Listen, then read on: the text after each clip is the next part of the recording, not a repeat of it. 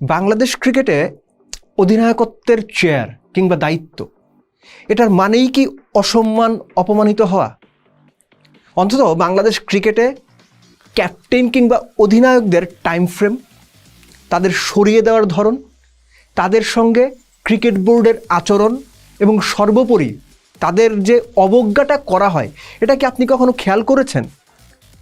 আমিনুল ইসলাম বুলবুল, মিনহাজুল আবেদিন নান্নু কিংবা সবশেষ নাজমুল হোসেন শান্তকে সরিয়ে দেওয়ার মধ্যে যে প্রায় একই ধরনের অবজ্ঞা, অপমান, অসম্মান মিশে আছে, এটা কখনো আপনাকে পীড়া দেয় না? কখনো আপনি চিন্তা করেন না আপনার দেশের একজন ক্রিকেট অধিনায়ককে কেন অপমানিত, অসম্মানিত হয়ে তার পদ থেকে সরে যেতে হয়?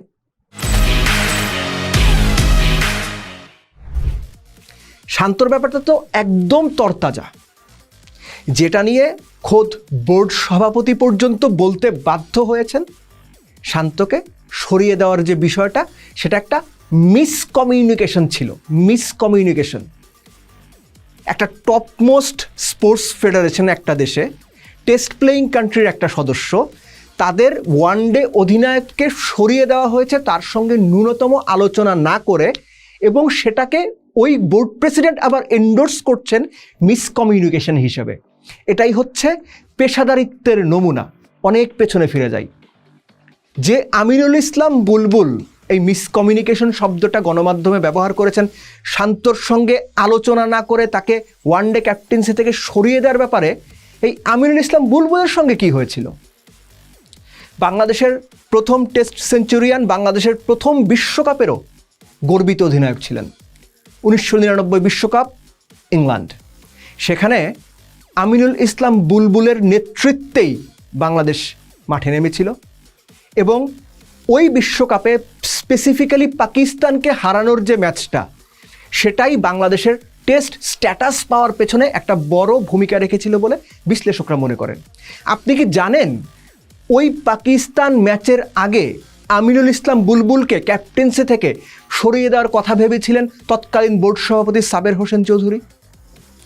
আপনি কি জানেন ওই সময়ে আমিনুল ইসলাম বুলবুলকে সরিয়ে দেওয়া হবে বলেই ম্যাচের আগের দিন খালেদ মাহমুদ সুজনকে ডেকে ক্যাপ্টেন্সি দিতে চাওয়া হয়েছিল?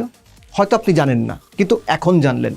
খালেদ মাহমুদ সুজন তীব্র বিরোধিতা করেছিলেন এই সিদ্ধান্তের এবং স্পষ্ট বলেছিলেন তিনি ক্যাপ্টেন্সি করবেন না, কেন ম্যাচের আগে নিয়মিত অধিনায়ককে সরিয়ে দেওয়া মানে দলটার ক্ষতি করা, দলটাকে আনস্টেবল করা। খালেদ মাহমুদের ওই প্রতিবাদের কারণে ক্রিকেট বোর্ড কর্তারা আর খুব বেশি সাহস পাননি। আমিনুল ইসলাম বুলবুল তার নেতৃত্বেই বাংলাদেশ 1999 বিশ্বকাপ শেষ করে, দেশে এসে সম্বর্ধনা পায় এবং ঠিক তার পরের বছর মে জুন এই সমস্ত সময়টাতে বাংলাদেশে এশিয়া কাপ হয়েছিল। সেখানেও আমিনুল ইসলাম বুলবুলের নেতৃত্বেই বাংলাদেশ খেলেছিল। কিন্তু ক্রিকেট বোর্ড কর্তারা যে পরিকল্পনা করেছিলেন আমিনুল ইসলাম বুলবুলকে সরিয়ে দেওয়ার জন্য, সেই পরিকল্পনা থেকে তারা কিন্তু সরেননি। তারপরে এলো বাংলাদেশের প্রথম টেস্ট এবং যেটা আপনি এক্সপেক্ট করছিলেন সেটাই হয়েছিল।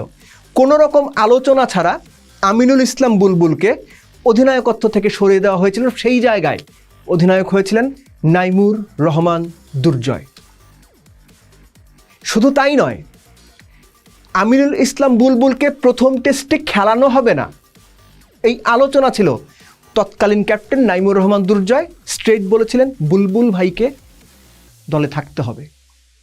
এরপর জিম্বাবুয়ে সিরিজ, নাইমুর রহমান দুর্জয় অধিনায়ক, সেখানেও বুলবুলকে না নিতে চাওয়ার একটা কানাঘুষা ছিল। দুর্জয় প্রতিবাদ করেছিলেন, বুলবুল সেখানে গিয়েছিলেন, একটা ভালো ইনিংসও খেলেছিলেন, কিন্তু সেখান থেকে ফিরে যথারীতি বাদ পড়ে গিয়েছেন এবং তাকে বাদ দেয়া কিংবা তার সঙ্গে অধিনায়কত্ব নিয়ে এই টানা হেচড়া বা অধিনায়কত্ব থেকে সরিয়ে দেওয়া ক্রিকেট বোর্ড কিন্তু আলোচনা করেনি। 1999 এবং 2000 এই সময়ের গল্প বললাম, 25-26 বছর আগে। তারপরে আছেন নাইমুর রহমান দুর্জয়ের সরে যাওয়াটাকেও একই রকম হরিফিক ছিল। জিম্বাবুয়ে সফরের মাঝখানে তিনি জানলেন তিনি আর অধিনায়ক নেই। ওই সময়ের প্রধান নির্বাচক নাকি বলেছিলেন, আমি নিজেই তো নাইমুর রহমান দুর্জয়ের চাইতে বল বেশি স্পিন করাতে পারি। সো নাইমুর রহমান দুর্জয় গেলেন, তার আগে আমিনুল ইসলাম বুলবুল গেলেন এবং এরপরে এলেন খালেদ মাসুদ পাইলট, তারও আগে খালেদ মাহমুদ সুজন। এই যে পুরো পরিস্থিতিটা তৈরি হলো, এই পুরো পরিস্থিতিটাতে আপনি কখনোই দেখবেন না শুধুমাত্র খালেদ মাহমুদ সুজন ছাড়া অন্য কারো ক্ষেত্রে ক্যাপ্টেন্সি থেকে সরিয়ে দেওয়ার জন্য ক্রিকেট বোর্ড আলোচনা করেছে। বাংলাদেশে এখনও পর্যন্ত একমাত্র ক্রিকেটার খালেদ মাহমুদ সুজন, যাকে ক্যাপ্টেন্সি থেকে সরানোর সময় প্রধান নির্বাচক, সাবেক বিসিবি সভাপতি ফারুক আহমেদ ডেকে তার সঙ্গে আলোচনা করেছিলেন এবং খালেদ মাহমুদ সুজন অভিমানে খেলাই ছেড়ে দিয়েছিলেন, যদিও পরবর্তীতে আবার ব্যাক করেছিলেন এবং এখনও পর্যন্ত একমাত্র ক্রিকেটার হিসেবে তিনি মাঠ থেকে বিদায় নিতে পেরেছিলেন। আপনি কি ভাবছেন শুধুমাত্র আমিনুল ইসলাম বুলবুল, নাইমুর রহমান দুর্জয়, খালেদ মাসুদ পাইলট কিংবা খালেদ মাহমুদ সুজন তাদের সাথে এটা হয়েছে? না, আপনি আরও পেছনে ফিরে যান। 1994 সনে বাংলাদেশে আইসিসি ট্রফি নিয়ে প্রচণ্ড রকম হাইপ ছিল। ওই সময় ক্যাপ্টেন ছিলেন মিনহাজুল আবেদিন নান্নু, সাবেক প্রধান নির্বাচক, এবং কোচ ছিলেন ভারতের মহিন্দর অমরনাথ। মহিন্দর অমরনাথের সঙ্গে মিনহাজুল আবেদিন নান্নুর প্রকাশ্যে বাদানুবাদ হয়েছিল।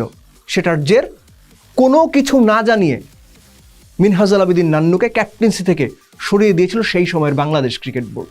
সে সময় অবশ্য বিসিবি ছিল না, ছিল BCCB, Bangladesh cricket control board. তারপরে এসেছিলেন ফারুক আহমেদ। আইসিসি ট্রফিতে ভরাডুবি হয়, ফারুক আহমেদকেও সরিয়ে দেওয়া হয় যথারীতি আলোচনা না করে। আকরাম খানের সঙ্গেও একই ঘটনা ঘটেছিল। তারপর আপনি চলে আসেন মুশফিকদের যুগে, মাশরাফিদের যুগে, কিংবা হাবিবুল বাশার সুমনদের যুগে। হাবিবুল বাশার সুমন 4 বছর বাংলাদেশের নেতৃত্বে ছিলেন। তার সময় বাংলাদেশ মোটামুটি ওই সময়ের স্ট্যান্ডার্ডে খুব খারাপ করেনি, তিনি নিজে নিয়মিত পারফর্মার ছিলেন। 2007 বিশ্বকাপে বাংলাদেশ দল খুব ভালো খেলেছিল, কিন্তু ক্যাপ্টেন হিসেবে হাবিবুল বাশার সুমনের ব্যাটে রান ছিল না। ফলশ্রুতি দেশে আসার পর কোনো আলোচনা না করে তাকে ক্যাপ্টেন্সি থেকে সরিয়ে দেওয়া। তারপর আশরাফুলের সঙ্গে একই ঘটনা ঘটেছে। মাশরাফি বিন মুর্তজা এক টেস্ট খেলেই ইনজুর্ড হয়ে গিয়েছিলেন, সেখানে সাকিব আল হাসান তার রিপ্লেসমেন্ট হলেন ক্যাপ্টেন হিসেবে।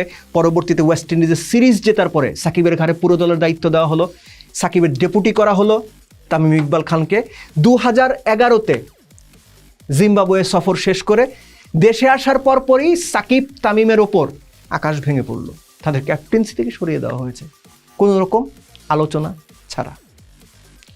মাশরাফি বিন মুর্তজার ব্যাপারটা আরও একটু ডিফারেন্ট।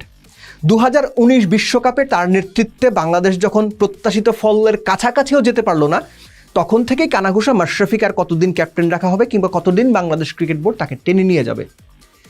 বাংলাদেশ ক্রিকেট বোর্ডের পক্ষ থেকে মাশরাফিকে সফট সিগন্যাল দেওয়া হয়েছিল ক্যাপ্টেন্সিটা ছেড়ে দেওয়ার জন্য।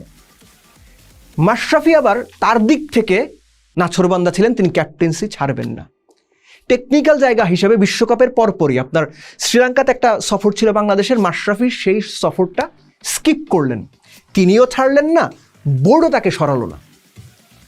প্রকারান্তরে ওখানেই মাশরাফি বিন মুর্তজার ক্যারিয়ারটা শেষ হয়ে গেছে, কেননা এর পরবর্তীতে তখন তো অলরেডি টি-20 এবং টেস্ট ক্যাপ্টেন সাকিব রয়েছেন, ওয়ানডে ক্যাপ্টেন দেওয়া হলো তামিম ইকবাল খানকে। এবং মাশরাফি এখনও পর্যন্ত এই যে তাকে ক্যাপ্টেন্সি থেকে সরানো হয়েছে বা তিনি ক্যাপ্টেন নেই, এটা নিয়ে অফিসিয়ালি বসে তার সঙ্গে কেউ আলোচনা করেনি। সেটা দরকারও এখন আর নেই, কিন্তু আমি জাস্ট ঘটনার পরম্পরার খাতিরে এটা বলে রাখলাম। সো আপনি যদি টাইমলাইন খেয়াল করেন, সেই 1994 সন থেকে মিনহাজুল আবেদিন নান্নু, ফারুক আহমেদ, আকরাম খান কিংবা আমিনুল ইসলাম বুলবুল, নাইমুর রহমান দুর্জয় হয়ে খালেদ মাসুদ পাইলট, খালেদ মাহমুদ সুজন, আপনার হাবিবুল বাশার সুমন, আশরাফুল, এমনকি সাকিব, তামিম, মুশফিক, রিয়াদ, তাদের সময়েও বাংলাদেশ ক্রিকেট বোর্ড শুধুমাত্র খালেদ মাহমুদ সুজন ছাড়া আর কোনো ক্যাপ্টেনের সঙ্গে তাকে যে ক্যাপ্টেন্সি থেকে সরিয়ে দেওয়া হবে এটা নিয়ে বসে আলোচনা করেনি, ওই সম্মানটুকু ক্যাপ্টেনকে দেয়নি। সবশেষ উদাহরণ নাজমুল হোসেন শান্ত। আপনারা যারা মনে করেন নাজমুল হোসেন শান্তকে সরিয়ে দেওয়াটা খুব ভালো সিদ্ধান্ত হয়েছে কিংবা নাজমুল হোসেন শান্ত দলে থাকারই অধিকার নাই, সেটা আপনি মনে করতেই পারেন। একই সঙ্গে মনে করে নিন, একজন ক্যাপ্টেনকে অপমান করে তার সঙ্গে আলোচনা না করে কোনো দেশের কোনো ক্রিকেট বোর্ড ক্যাপ্টেনকে তার ক্যাপ্টেন্সি থেকে সরিয়ে দেবে, সেটা করার অধিকারও ক্রিকেট বোর্ডের নাই। সো বাংলাদেশ ক্রিকেট বোর্ডের যে অপেশাদার সংস্কৃতির চর্চা, অধিনায়কের যে অপমানিত হওয়ার চর্চা, অধিনায়কদের যে নিয়মিত অবজ্ঞা করার চর্চা, সেটা আমিনুল ইসলাম বুলবুলের ক্রিকেট বোর্ডও একই রকমভাবে বজায় রেখেছে সেই ধারাবাহিকতা। নইলে নাজমুল হোসেন শান্ত প্রেস কনফারেন্স শেষ করে জানতেন না তাকে অধিনায়কত্ব থেকে সরিয়ে দেওয়া হয়েছে। এই সংস্কৃতি বদলাবে? অন্তত আমিনুল ইসলাম বুলবুলের কাছ থেকে এই ব্যাপারটা প্রত্যাশিত ছিল না, কেননা একই ঘটনা তার সঙ্গেও ঘটেছিল। সো তার সঙ্গে হওয়া ঘটনা যখন তার সময়েই আবার পুনর্মঞ্চায়িত হলো, এই দায়টা আপনি কাকে দেবেন? বাংলাদেশের ক্রিকেট সংস্কৃতিকে নাকি আমাদের ভাগ্যকে?